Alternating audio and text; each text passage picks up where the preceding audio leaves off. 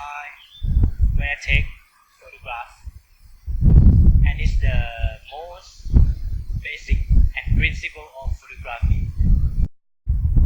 Of course, your camera has a setting that called grid that you can activate it and you can get the rule of third.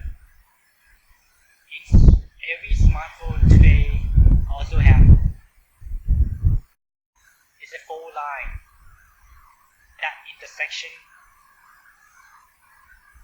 and divide the frame into the 9 area. So when you take photograph, if you want the subject to be more interesting, you will put the subject into that cross section of 2 grids. Then you have a 4-point that draw the interest of the people into the picture. And the second one is the horizontal line that I use a lot. This is very useful for taking the photography like some landscape or some cityscape. For example, if you have a sky and mountain and a land, I will divide it into 3 parts.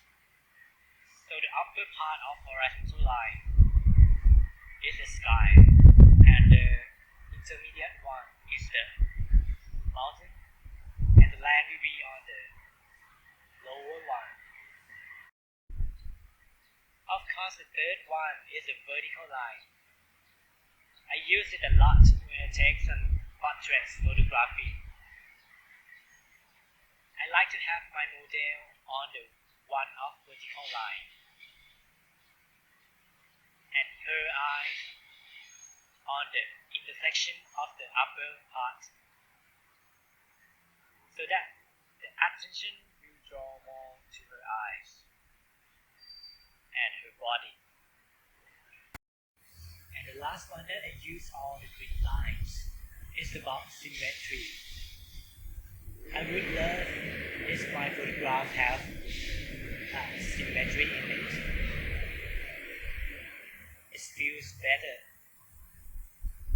So for example of the symmetry that you can put in the photograph is like if you have subject in the middle of frame and the background is equally the same, or you take the architecture photography, or even you take a landscape photography, you also can put the symmetry in it. So now that you understand, you can try to use the rule of third apply to every photograph you take. I hope you enjoyed this video. See you next one.